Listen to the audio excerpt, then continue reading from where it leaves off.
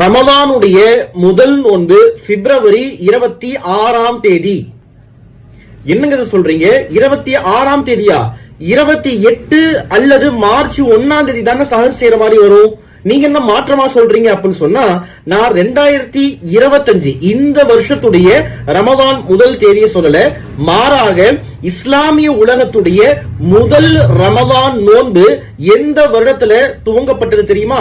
கிபி 624வது வருடம் பிப்ரவரி 26வது தேதியில ஞாயிற்றுக்கிழமை தான் இஸ்லாமிய உலகத்துடைய முதல் நோன்பு நோக்கப்பட்டது. ஹிஜ்ரி 2ஆம் ஆண்டு தான் ரமதானுடைய மாதம். நபி ஸல்லல்லாஹு அலைஹி வஸல்லம் அவங்க மக்காவில் இருந்து மதீனாவிற்கு வந்து ஹிஜ்ரி 2ஆம் ஆண்டுல தான் ரமதானுடைய நோன்பு கடமையாக்கப்பட்டது.